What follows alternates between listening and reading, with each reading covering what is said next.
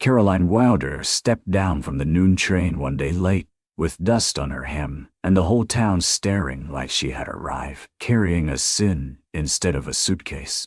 The station master looked at yesterday's wedding notice, then at her thin face, and laughed loud enough for the men by the freight scales to hear. "Bride came late," someone muttered.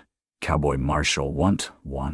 Spoiled goods." Caroline's fingers tightened around the handle of her valise, but she did not cry. She had crossed 3 states with hunger in her belly, and one promise folded in her glove. Then, a tall man in a black coat and weathered hat stepped through the dust, cold-eyed and silent, with a marshal's star catching the sun. Marshal Garland looked at the town, then at Caroline, and said, "She's right on time. Before the dust rises, write your country in the comments so I know where this story found you. If you enjoy lonely cowboys, brave women, and love that heals old wounds, subscribe for the next tale." The train had already begun to breathe steam behind Caroline when she realized no one had come forward with a smile. Clearwater Crossing was smaller than the picture she had carried in her mind. A clapboard depot leaned beside the tracks. 2 hitching rails stood half buried in dust. Across the street, a general store wore its faded sign like an old man's hat. A church bell lifted over the rooftops, plain and white against a hard blue sky. And every face seemed turned toward her. Caroline held one brown suitcase, one folded marriage letter, and a train ticket stub with a torn corner. The blue dress she had brushed clean that morning was creased from travel. Her gloves were mended twice at the thumbs. She had fixed her hair in the reflection of a dark window before stepping down, hoping to look like a woman arriving for a new life instead of one fleeing an old one. The station master, Mr. Hiram Vos, had a narrow smile and ink on his fingers. He looked at the paper she offered him. "Caroline Wilder," he read. "Expected yesterday." "I know," she said softly. "The bridge washout held us at Larkspur Bend. Then there was sickness on the train. I sent word from the telegraph office, but perhaps telegraph office was closed by then." He tapped the notice pinned beside the ticket window. Wedding was set for yesterday afternoon. Folks gathered and everything. Reverend had his collar on. Marshal Garland stood waiting. Her cheeks warmed. A woman near the baggage cart whispered, "One day late for her own wedding." A man with a flour sack over his shoulder chuckled. "That is one way to start a marriage." Caroline lowered her eyes.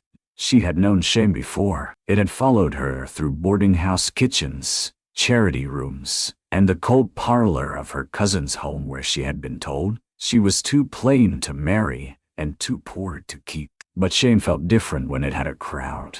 "I can explain to Mr. Garland," she said, "if he cares to hear it," Hiram Voss replied. Marshall is not a man fond of excuses. The door of the general store opened across the street. More people stepped out. A boy stopped sweeping and stared.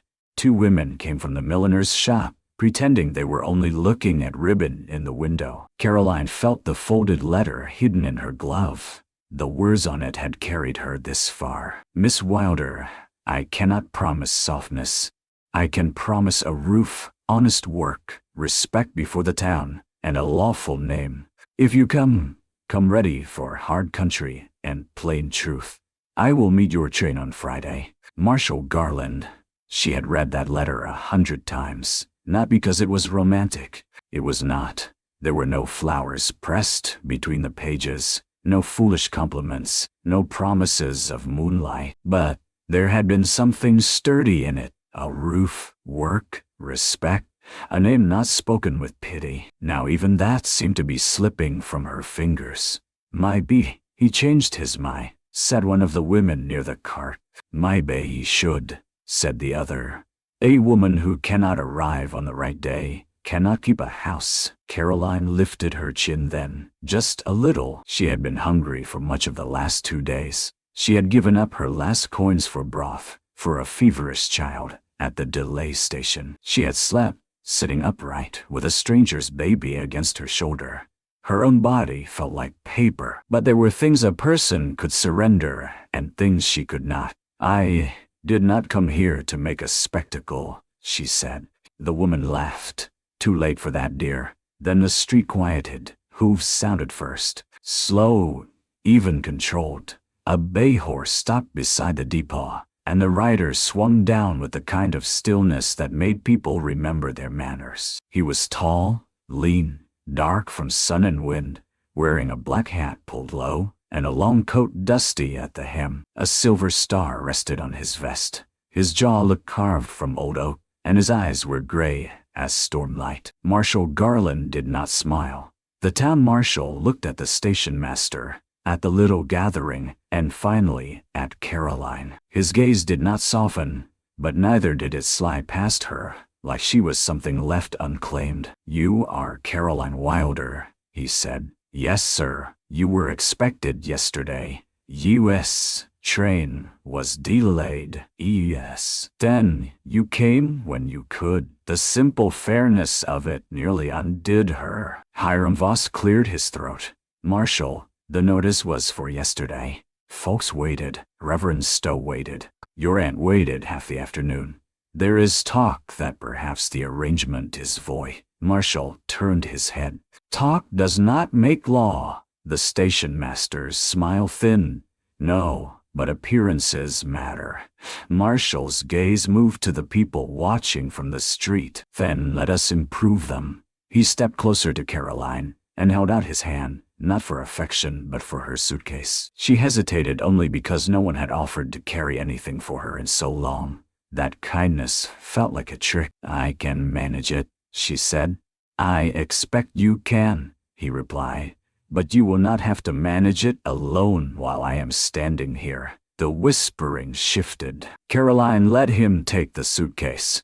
A woman called from the store porch, "Marshal, you really mean to take her after? She kept you waiting at the church." Marshal did not raise his voice. "Mrs. Bell, I have waited 34 years for some things. One day does not trouble me." A few men laughed, but uncertainly now. Caroline looked at him. He was not warm. He was not charming. His face held no welcome that a lonely woman might tuck into her heart. But he had put himself between her and the town's teeth without making a show of pity. He opened the passenger door of a small wagon beside the depot. "I thought we were to go to the church," she said quietly. "Yesterday was for the church," he answered. "Today is for supper." Her stomach twisted at the word. He noticed. His eyes lowered once to her pale mouth, then returned to the road. "You have eaten enough."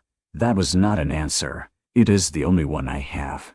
For the first time, something moved in his expression. Not a smile, not tenderness, more like recognition of a wound he knew by another name. He set her suitcase in the wagon and helped her up. His hand was gloved, steady, and gone as soon as she was seated. As they rode through Clearwater Crossing, Caroline heard the town following with its eyes. Children stared from a schoolyard fence. A man at the blacksmith shop paused with his hammer raised. From the general store porch, a broad-shouldered man with a polished vest watched them with open dislike. "That is Mr. Abel Meeks," Marshall said. "I did not ask. You looked as if you wondered." I wondered why he looked at me like I had stolen something.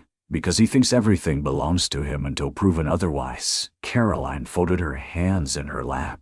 Does he own the store? The store, half the freight line, and most people's debts? And does he own your opinion? Marshall glanced at her then. No. She looked away before he could see how much that answer mattered. They drove past the church. Its doors were closed. Rice still lay scattered across the step from yesterday, white grains like little bones in the dust. Caroline stared at them until they blurred. "No, sorry," she whispered. "For the waiting, for the embarrassment." Marshall pulled the horse to a slower pace. "Did you choose the washout?" "No." "Did you choose sickness on the train?" "No." "Then, do not apologize for another man's bridge or another child's fever." Her throat tightened. "You know about the child." "No," he said. "But I know women like you do not arrive with eyes that tired unless they have been carrying more than a suitcase." The wagon left town and followed a road edged with sage and buffalo grass. The prairie rolled wide under the sun. A hawk turned slowly above a fence line. Ahead, a low ranch house sat beside a wind-bent cottonwood, with a small barn, a chicken yard, and a pump that flashed silver. It was not grand. It was not the prosperous spread Caroline had imagined when she first read the word Marshal. But smoke came from the chimney. A red dog lifted its head from the porch. Someone had planted marigolds in old tin cans near the steps. A woman stood waiting with her arms crossed. She was older, sharp-backed, with iron-gray hair, and a face made stern by long practice. Beside her stood 2 children. The boy was perhaps 8, thin and watchful. The girl was 5 or 6 and held a rag doll by 1 foot. "My aunt, Mrs. Viola Garland," Marshall said. "My brother's children, Eli and June." Caroline's heart gave a small, unexpected pull at the sight of the children. Mrs. Viola Garland looked her over from hat to shoes. "S.O., this is the late bride." Marshall stepped down. "This is Caroline Wilder. I know what her name is. I baked 2 pies under that name yesterday and watched them dry out on the table." Caroline climbed down before Marshall could help. "I am sorry for your trouble, ma'am. My trouble is not pie." Aunt Viola's eyes were hard. "My trouble is a town that already thinks my nephew a fool for sending away for a wife, and now thinks him a bigger fool for taking one who could not be bothered to arrive." Marshall's voice turned low. "Aunt Viola, no, let me speak plain. A marriage can be hard enough when it starts in order. This one starts with people laughing. That kind of laughter sticks." Caroline swallowed. The little girl, June, stepped behind Viola's skirt. Eli stared at Caroline with solemn brown eyes. Marshall set the suitcase on the porch. "Caroline has traveled far. She needs food and rest, and then we decide what comes next." Viola gave a short laugh. "Yesterday you were set to marry her." "Yesterday. She was not here." Caroline flinched despite herself. Marshall saw it. His jaw tightened. "Today she is," he said. The kitchen smelled of beans, coffee, and wood smoke. Caroline sat at the table because Marshall pulled out a chair and Viola, after a long silence, set down a bowl. Caroline tried to eat slowly, but the first spoonful nearly made her tremble.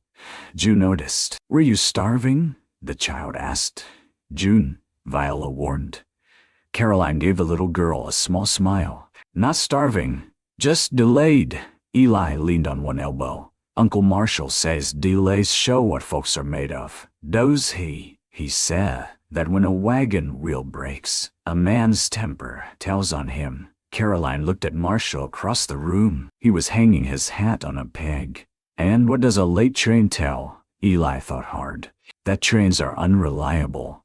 For the first time in days, Caroline almost laughed.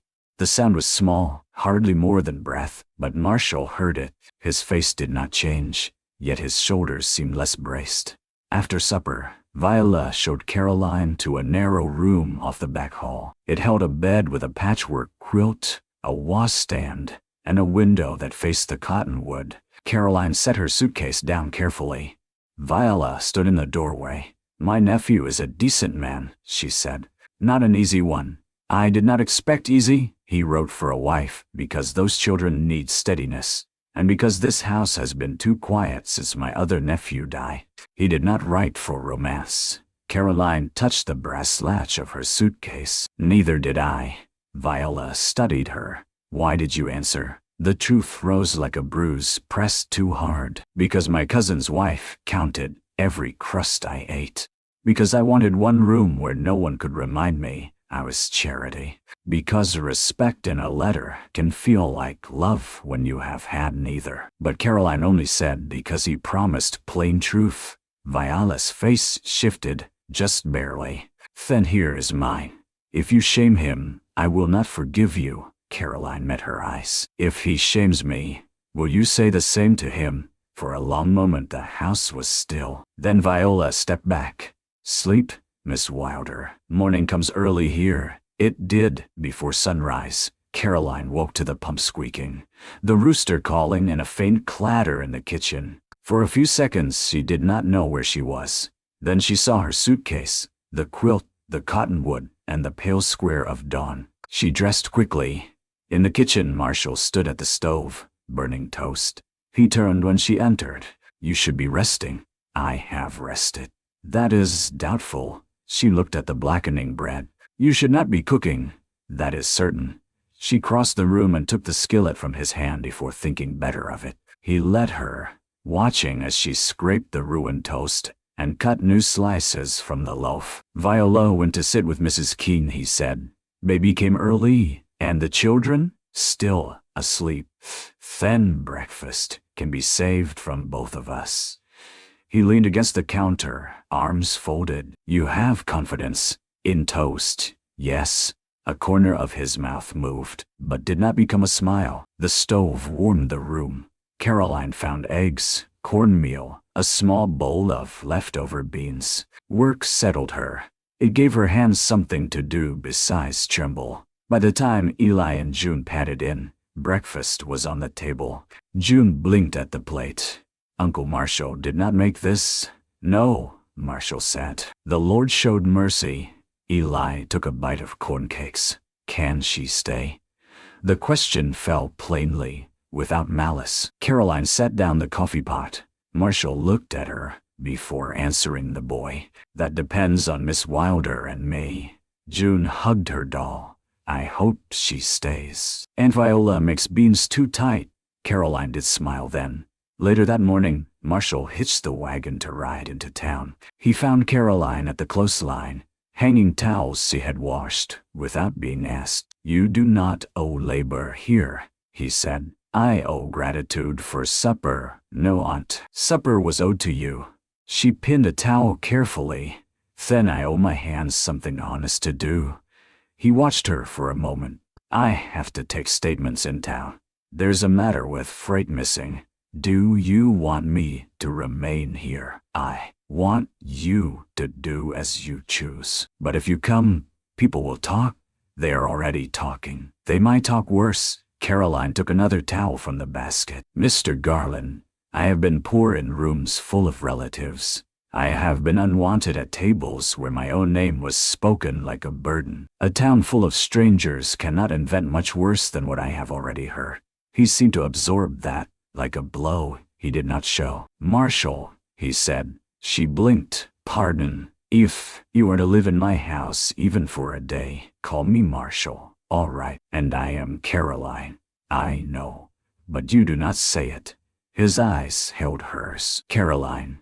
Her name sounded different in his mouth. Not sweet, not soft, but safe. Somehow, as if he had set it upright after others had knocked it down. She came to town with him. That was the first day Clearwater Crossing learned that Caroline Wilder could walk through dust with her head bowed and still not be broken. The general store bell rang when Caroline entered behind Marshall. Conversation stopped so sharply, it seemed cut with a knife. Shelves of canned peaches, coffee, calico, nails, molasses, and lamp oil crowded the room. Behind the counter stood Abel Meeks, the man with the polished vest, his hair slicked flat, and his smile smooth as butter gone rancid. Marshall, Meeks said, and Miss Wilder, or should I say, Mrs. Garland. Hard to keep track after yesterday's disappointment. Marshall removed his hat slowly. Miss Wilder will do. Meeks leaned both hands on the counter. Seminary. Heard the church rice went to waste. Shame when arrangements spoil. A few women near the ribbon case snickered. Caroline felt heat rise to her face, but she stepped toward the shelf of flour. What is your price for 20 pounds? Meeks named a sum too high. She had bought flour in 3 towns and knew it. That is dear, she said. Freight costs, Miss Wilder. Not everything arrives when promised. The laughter came again. Marshall's hand rested near his belt, not on his gun, but near enough to remind the room of the star he wore. Caroline looked at the ledgers open on the counter. Neat columns of names and figures filled the page. One line caught her eye. Widow Keene, flour, medicine, lamp oil. The price was nearly double what Meeks had just spoken. She said nothing. Outside, Marshall tied a sack of cornmeal in the wagon while Caroline stood beside him. You saw something in that ledger, he said. She looked up. You noticed too much. That is the job. Mrs. Keene is being charged unfairly. His face hardened. You are sure? I kept household accounts for my cousin. Numbers speak plainly when people do not. Marshall looked toward the store. Meeks has been suspected of shorting families on credit, but suspicion is not proof. No. Would you recognize the figures again? Yes. Then you have already done more work for this town than half the men laughing in it. The praise was too direct. Caroline turned to the wagon. I only look.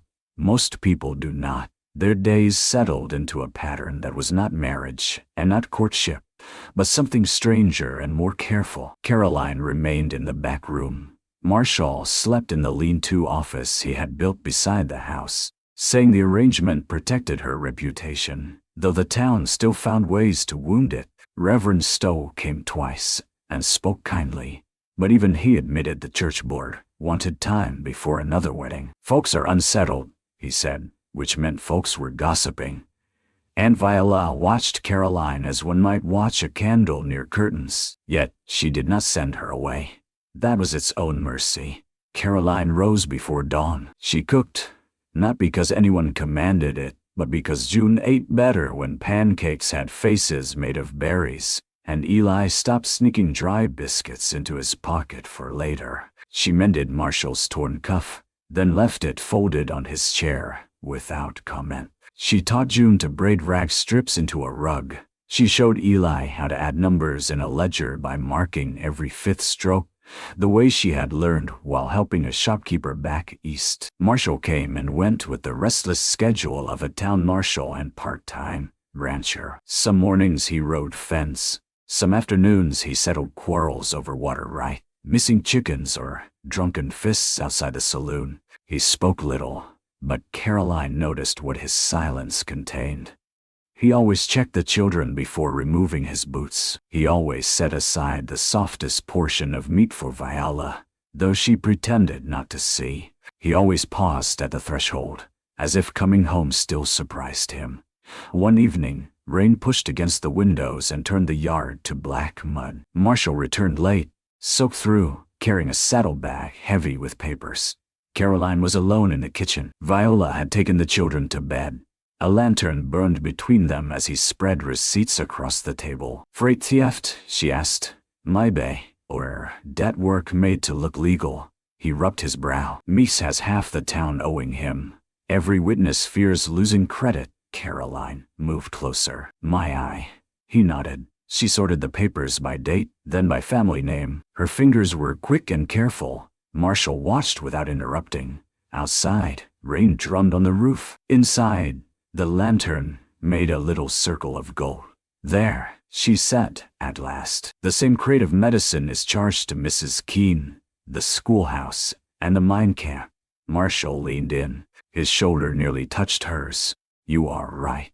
And this charge for lamp oil is repeated under two different spellings. He looked at her, and this time his expression did soften. Only a little, but enough. How did a woman who came with one suitcase learn to read crooked ledgers better than a town marshal? She kept her eyes on the papers. When a woman has no money of her own, she learns where money goes. His voice lowered. Did your cousin take yours? My parents left little to take. That is not what I asked. She stilled. Marshall did not press, but he did not look away either. Caroline folded one receipt. My cousin took my father's watch, my mother's good shawl, and the small savings meant for my keep. He called it repayment for charity. Was it charity? No, she said. It was control dressed in Sunday clothes. His face darkened. I left before bitterness made me resemble them, she added.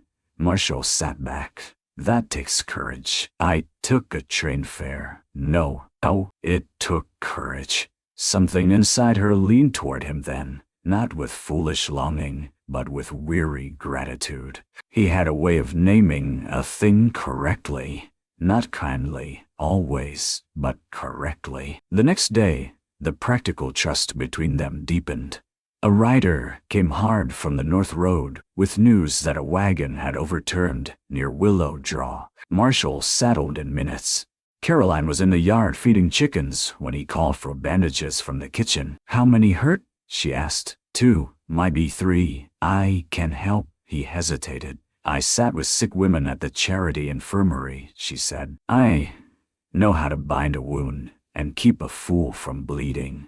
That last skill might prove useful. He helped her onto the wagon, and they drove into wind sharp with dust. At Willow Draw, a freight wagon lay tipped with one wheel snapped. A young teamster sat clutching his arm. An older man had a cut across his scalp. The third, a boy of 15, was pinned under crates, white-faced and silent. Marshal moved fast, steady as iron. Caroline knelt in the dirt, tore petticoat cloth for bandages, and spoke to the boy as men lifted the crate. What is your name? Tom. Tom, you look at me, not at them. Tell me what you had for breakfast. Ain't had none. That was foolish. Tomorrow eat something. His mouth trembled. Might not get tomorrow. Oh, you will, Caroline said, though she was not sure. I have not finished scolding you. Marshal glanced at her over the crate, and later she would remember that look. Surprise first, then respect. They got the boy free. His leg was broken, but his life held. On the ride home, Caroline's dress was streaked with dirt and blood. She sat silent, exhausted. Marshal said, "You did not faint." I considered it after the work was done. That is proper timing. She laughed quietly. He looked at the road ahead. Yesterday, when I said you were right on time, I meant you had no reason to be ashamed for the train. And today, I think maybe the train knew more than Clearwater Crossing did. She did not know what to say, so she watched the prairie grass bend under the wind. By Sunday, the town had decided Caroline was useful, but not respectable. That, she learned, was a narrow bridge to walk. At church, women made room beside them only after. Marshal stood in the aisle and waited. June took Caroline's hand during the hymn. Eli leaned against her sleeve and followed the words with his finger. Caroline sang softly, her voice nearly hidden under the others. Reverend Stowe preached on mercy. Mrs. Bell whispered through half of it. After service, the congregation gathered under the cottonwoods for lemonade. Caroline stood with a cup in hand while Marshal spoke to the Reverend. Near the steps, Abel Meeks approached, smiling as if offering friendship. "Miss Wilder," he said, "you have made yourself busy. I try to be useful. A good quality in a woman without established standing." She looked at him, standing before whom? His smile tightened. The town, the church, the man who has not yet married. You, there it was. The little knife, polished and public. Caroline set her cup on the table. "Mr. Meeks, is there something you wish to say plainly?" Several heads turned. He lifted his brows. "Only that Clearwater Crossing products its own. Marshal Garland is respected here. Some of us do not want to see him taken advantage of by a woman whose past is unknown and whose arrival was irregular. A rush out. As so you say, oh you say." Marshal began moving toward them, but Caroline spoke before he reached her. "You might ask the railway." "I might," Meeks said, "but I also heard there was a man with you at Larkspur Ben."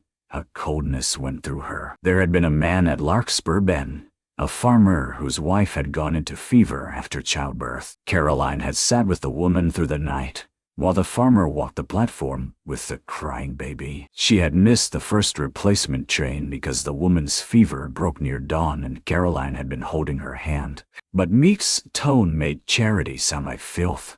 Mrs. Bell covered her mouth. Caroline heard someone whisper, "I knew there was more." Marshal reached her side. "Careful." Meeks spread his hands.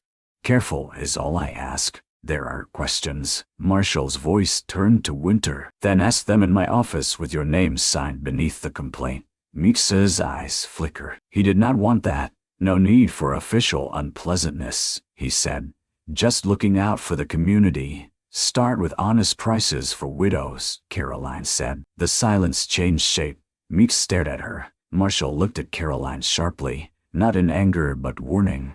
"Too late." "What did you say?" Meeks asked. "I said a community might be measured by how it treats widows with accounts at the store. His face went red. You have been peering where you do not belong.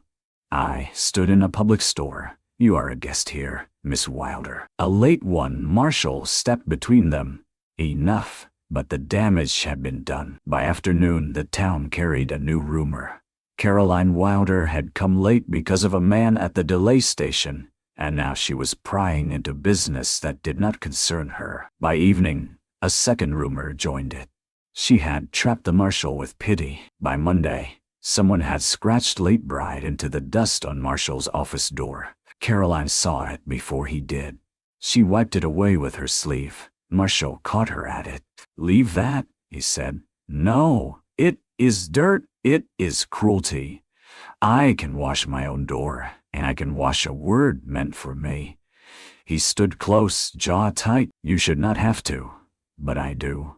Her voice trembled for the first time. "That is the part men never understand. You can stand between me and a crowd, and I am grateful. But when the crowd goes home, their words come with me. They sit on my pillow. They wait in the mirror. They ask if perhaps I am what they say." Marshall's face changed. "Caroline," she shook her head, "do not be kind just now. I might not survive it." She walked past him into the office and found a ledger waiting on the desk. There was work to do. Work was safer than tears. That evening, the deeper wound came open. Aunt Viola had gone to town. The children were in bed. Caroline was folding laundry near the stove when Marshall entered, carrying an old wooden box. He set it on the table. "I owe you plain truth," he said. She placed one of Zune's dresses aside. "About what?" "Why the town was ready to laugh before you ever stepped off the train." He opened the box. Inside were letters tied with black ribbon, a yellowed photograph, and a broken watch. 2 years ago, my brother Daniel worked freight for Abel Meeks. Crates went missing. Meeks accused him of theft. Daniel swore he was innocent. I was deputy then. I believed the evidence because it looked clean. His voice did not shake, and somehow that made it worse. Daniel ran rather than be arrested by his own brother. He was found 3 days later in the ravine after a storm. Horse slipped, neck broken. Caroline covered her mouth. After he died, I found proof Meeks had shifted the records. Not enough for court, enough for my soul. He touched the broken watch. This was Daniel's. It stopped in the mud. "Children," she whispered. "Hiss. Their mother died the winter before. Viola and I took them." Marshall closed the box. "The town pitied me for a month, then forgave itself. Meeks stayed respectable. I became marshal because no one else would stand against him. But respectability protects men like that better than any gun." Caroline understood then. His coldness was not emptiness. It was a dam built against reef. "And the wedding yesterday?" she asked. "Some people thought it improper. Some thought it foolish. Meeks thought it useful. If you did not come, I would look ridiculous. If you came and failed, I would look desperate. Either way, he could remind the town that Marshal Garland cannot judge character." Caroline looked toward the children's room. "And can you?" she asked quietly. He met her eyes. "I am trying to learn again." The room seemed smaller around them. She should have told him then about Larkspur Bend, about the feverish woman, about selling her mother's locket for medicine and broth, leaving herself hungry. But shame made strange choices. She did not want him to see her goodness only after someone else had made it dirty. She did not want to defend mercy as if it were a cry. So she said, "Meeks is afraid of you." "No," Marshall replied. "He is afraid of records. Then we find them." For the next week, Caroline and Marshall worked in quiet partnership. He gathered receipts from families too frightened to speak publicly.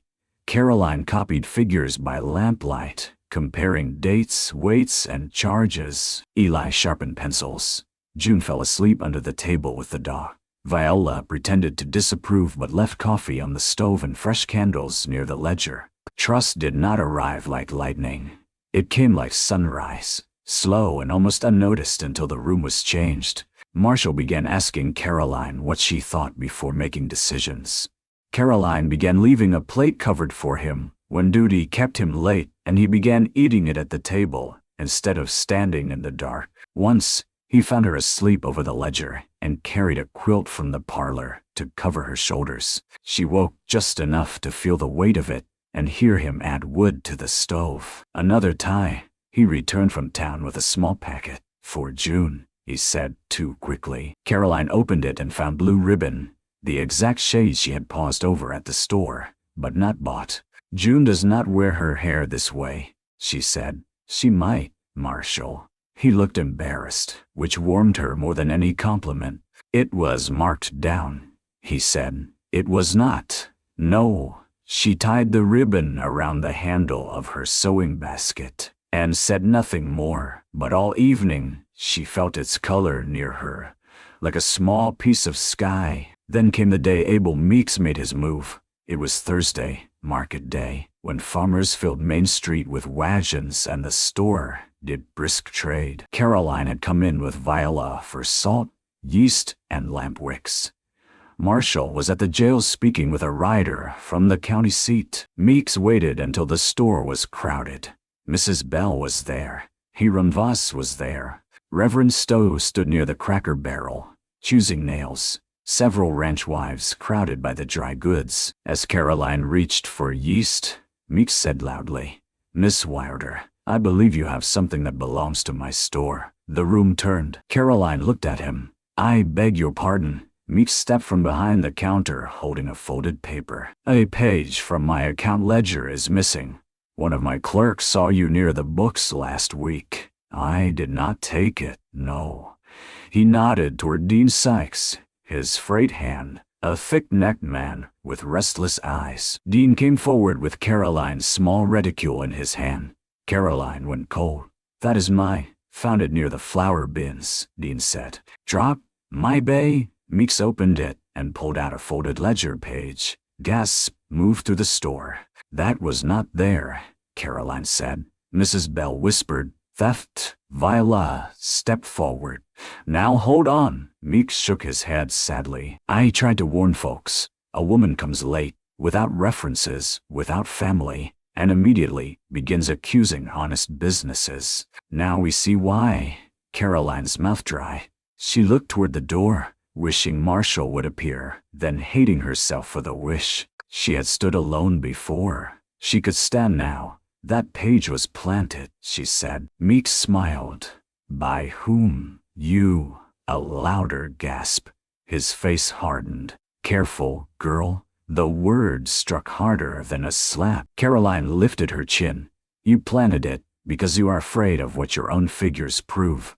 Dean Sykes moved closer. "My bay, you ought to apologize." Viola grabbed Caroline's arm. "We are leaving." Meeks stepped in front of the door.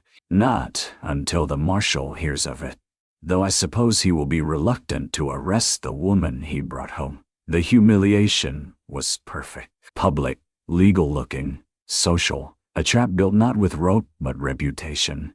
Then June's voice cried from outside, "Fire!" Everyone turned. Smoke curled from the side alley, where crates were stacked against the store wall. A lantern had tipped near spilled kerosene. Flames licked up dry wood. Panic broke the room open. People rushed for buckets. Someone screamed that children were behind the store. Caroline forgot the ledger page, forgot Meeks, forgot herself. She ran through the back door into smoke. In the alley, a little boy coughed behind fallen crates. It was Tommy Keene, Mrs. Keene's oldest, trapped beside the burning stack. Caroline pulled at the crates, but one was too heavy. Heat slapped her face. Smoke filled her throat. "Tommy," she coughed. "Cover your mouth," the boy sobbed. Caroline shoved her shoulder against the crate.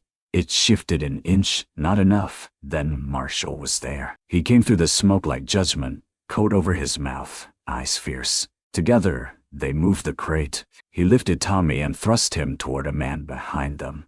"Go," he ordered. Caroline turned to follow, but saw papers scattered from a half-burned strongbox near the back door. Ledgers. Meeks' ledgers. The fire had reached the shelf above them. She grabbed what she could. Marshal caught her wrist. "Caroline, these are proof, and you are flesh." He pulled her hard against him as a burning beam cracked down where she had been standing. For one heartbeat she was pressed to his chest, his arm around her back, the heat roaring behind them. Then they ran. Outside, she collapsed to her knees coughing, the ledger clutched against her bodice. Marshall dropped beside her, his hands on her shoulders. "Look at me," he said. She tried. "Breathe." "I have the book," she rasped. "I do not care about the book. You should. I care that you nearly died for paper." She coughed again, tears streaming from smoke. "Not paper. Truth." His face twisted with something raw. In front of half the town, Cold Marshal Garland looked afraid. Meeks stumbled from the alley, stood on his sleeves. When he saw the ledger in Caroline's hands, his expression broke. "That is store property," he snapped. Marshall rose slowly. "So is the page you had planted in her reticule," he said. Meeks pointed at her. "She stole from me." Caroline stood, though her knees shook. "Dean Sykes had my reticule before you opened it. Ask him why." All eyes turned to Dean. Smoke and guilt had made him pale. Marshall's voice was quiet. "Dean?" The freight hand looked at Meeks, then at the crowd. Fear moved across his face. Not of the law only, of debt, of hunger, of losing credit at the only store in town. Meeks hissed, "Say nothing." Dean swallowed. "He told me to put it there." The words fell like a church bell. Mrs. Bell gasped. Hiram Voss stepped back. Reverend Stowe closed his eyes. Marshall took the ledger from Caroline with one hand and caught Meeks by the arm with the other. "Abel Meeks," he said, "you are coming with me." Meeks fought then, not bravely, but desperately. He shoved Marshall and lunged for Caroline, grabbing at the ledger. Marshall pulled him back. Dean tried to run and tripped over a bucket. Men surged forward, the street filled with shouting, smoke, and frightened horses. In the chaos, Meeks broke free and struck Marshall across the face with a brass scale weight from the counter. Marshall staggered. Caroline saw blood at his temple. Meeks raised the weight again. She did not think. She stepped between them and swung the heavy store ledger with both hands. It struck Meeks's wrist. The weight fell. Marshall recovered, seized Meeks and drove him against the hitching post. When it was done, Meeks stood handcuffed in the street, his vest torn, his respectability lying in the dust with the spilled flour. But Caroline could not stop shaking. Marshall came to her, blood running along his cheek. "You stepped between a criminal and a marshal," he said. "You were hurt. I have been hurt before. There, in the smoky street, with the whole town staring again. Caroline finally told the truth Meeks had tried to ruin. The man at Larkspur Bend was not Shay," she said, her voice hoarse but clear. "His wife was fevered after childbirth. Their baby had not eaten. The train was delayed by the bridge, and when it moved again, I stayed because she begged me not to leave her alone. I sold my mother's locket for broth and medicine. That is why I came hungry. That is why I came late." No one spoke. Caroline looked at Marshall, not at the crowd. "I did not tell you because I was tired of proving I was decent to people eager to believe otherwise." Marshall's face changed in a way she had never seen. The dam broke, not in tears, but in tenderness so plain, it silenced even the wind. He removed his hat. Then, in front of the store, the church ladies, the freight men, the children, and the prisoner, Marshal Garland, bowed his head to her. "I am sorry," he said. Caroline's lips trembled. "You did not accuse me. I let you stand too long under accusation before I knew how much it weighed." His voice carried, and I will say now what I should have said louder at the station. Caroline Wilder came right on time. She came in time to save a woman at Larkspur Bend. She came in time to show this town the cost of its gossip. She came in time to save a child from smoke and a marshal from a second blindness. A sound moved through the crowd. "Shame, my bay, or grace beginning." Mrs. Keene pushed forward and wrapped her arms around Caroline, sobbing thanks for Tommy. Reverend Stowe removed his hat. Even Hiram Voss stared at the ground. Viola stood on the store porch with tears in her stern eyes and June clinging to her skirt. Late Bry, June said loudly, means brave, Bry. A few people laughed through tears. Caroline would remember that laugh because it did not wound. Meek's trial came a week later at the county seat. The ledgers spoke in columns, cold and clear. Dean Sykes testified, his voice shaking, that Meeks had kept men in debt and forced them to help high stolen freight. Families came forward once one person had been brave enough to begin. Mrs. Keene brought receipts. Reverend Stowe brought church charity records. Hiram Voss admitted a telegram had come for Marshall the night of Caroline's delay, but had been left unopened until morning because Meeks had kept him drinking in the back room. That last truth struck Marshall hard.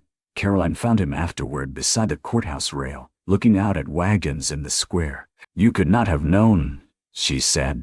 I should have checked. You are not responsible for every locked drawer in another man's heart. He looked at her. I was responsible for meeting your train. You did. Day late. She smiled faintly. Right on time. The words rested between them differently now. On the ride back to Clearwater Crossing, they did not speak much. The children had stayed with Viola. The road was long and gold under late afternoon light. Caroline watched Marshall's hands on the reins. Strong hands, scarred hands, hands that had carried her suitcase when the town would not carry her name gently. At a creek crossing, he stopped to water the horse. Caroline, he said. She turned. I wrote for a wife, because I thought this house needed one. I thought the children needed one. I thought I could offer respect and work and keep the rest of myself buried where it would trouble no one. She listened, hardly breathing. I was wrong, he said. Not about needing you, about why. A meadowlark called from the fence. Marshall removed his hat, turning it in his hands. Without it, he looked younger and more wounded. I do not know how to speak sweet. I do not know how to promise ease. I have grief in me that still rises me some mornings. I have enemies left and a town that learns slow. But if you can bear a plain offer from a man still learning tenderness, I would ask you again. Not because a letter arranged it, not because yesterday's rice went to waste, because I have seen what you choose under pressure, and I would be honored to spend my life becoming worthy of it. Caroline's eyes filled. Marshall Garland, she said. That was very nearly sweet. He looked alarmed. Was it? Yes, I can try less. She laughed, and the sound loosened something in both of them. Then she grew serious. I am afraid. I know. I am afraid of being wanted while useful and resented when tired. His face tightened with pain. Then be tired in my house and see. I am afraid of loving children whom I be told I am not truly theirs. Then we tell them first that love makes kin where blood leaves empty chairs. I am afraid you will decide one morning that the town was right. Marshall stepped closer. The town was wrong before you arrived. You only revealed it. The creek moved over stones. The horse drank quietly. Caroline looked at this hard man who had become less cold not by being rescued from grief, but by choosing to stand in truth after grief had humbled him. She thought of the station platform, the laughter, his hand taking her suitcase. She thought of being hungry at his table, useful in his kitchen, brave in his street, seen in his silence. Yes, she whispered. He went very still. I asked to what? Yes, I will marry you. Nah, because I came by a letter. Because I choose to stay. Marshall closed his eyes for one breath. When he opened them, there was something like sunrise in his face. He did not kiss her then. He only took her hand and held it with both of his, as if it were a vow already. The wedding took place the next Sunday, not because the town had earned a celebration, but because Caroline had. Reverend Stowe rang the bell himself. The church doors stood open to let in prairie wind and the smell of sun-warmed pine. Viola made pies again, and this time she guarded them with a wooden spoon as if defending a fort. June wore blue ribbon in her hair, Eli carried the rings in his vest pocket and checked them every 3 minutes. Caroline, dressed in the same blue gown she had worn from the train, washed clean and pressed smooth. Viola had added lace at the collar from her own wedding trunk. "I was hard on you," Viola said while fastening the buttons. "You were afraid for him. I was afraid of needing you." Caroline turned. Viola's stern mouth trembled. "A woman gets old defending what is left. Sometimes she mistakes help for threat." Caroline took her hand. "I know something about that." Viola nodded once, then pulled her into an embrace so sudden Caroline nearly lost her breath. In the church, people stood when Caroline entered. Some did it out of custom, some out of apology, some because Mrs. Keene glared until they rose. But they stood. Marshal waited at the front in a dark suit, his badge polished, his eyes fixed on Caroline, as if the rest of the world had blurred. There were whispers, but they were different now. "That is the woman who saved Tommy Keene. She found Meeks's books. She stayed at Larkspur Bend with that poor mother. She came late, but mercy often does." Caroline walked past them all. Her steps were steady. When she reached Marshall, he leaned close enough that only she could hear. Right on time, tears gathered in her eyes, but she smiled. "You keep saying that? I intend to." Their vows were plain. No grand poetry, no claims that pain had vanished. Marshall promised shelter, faithfulness, truth, and a name honored in public and protected in private. Caroline promised partnership, courage, honesty, and a home made warm by more than fire. When Reverend Stowe pronounced them husband and wife, June shouted, "Now she stays." The church burst into laughter, full and kind. Marshall did kiss Caroline then, gently, carefully, as if asking even in the act of receiving. She answered by resting her hand against his coat, over the steady beat of his heart. After the service, the town gathered outside. Hiram Voss came first, hat twisting in his hands. "Mrs. Garland," he said, stumbling a little over the new name, "I owe you an apology. I laughed when I should have helped with your bag." Caroline looked at him, "Then help the next woman." He nodded, humbled. "I will." Mrs. Bell came with a jar of preserves and red cheeks. I repeated things. "Yes," Caroline said. The woman flinched. Caroline took the jar. "Do not repeat them anymore. I want." That will be apology enough. One by one, people came. Not all. Some pride takes longer to bend than prairie grass after drought. But enough came for the air to feel changed. Dean Sykes, awaiting sentencing but allowed to speak under guard, asked Marshall for a word and then turned to Caroline. "I was wrong," he said. "Meeks held my debt, but I held the page. That was my sin." Caroline studied him. He looked smaller without cruelty to prop him up. "Tell the truth where it costs you," she said. "That is how you begin again." He nodded, crying openly. Later, after pies were eaten and children ran circles around the churchyard, Marshall drove Caroline back to the ranch. The sun lowered behind a cottonwood. Dust rose behind the wagon in a golden veil. June slept against Caroline's sigh. Eli leaned against Marshall's shoulder, pretending not to. When they reached the house, Viola had gone ahead and lit every lamp. Warm squares of light glowed in the windows. The red dog barked once from the porch. Marigolds nodded in the evening wind.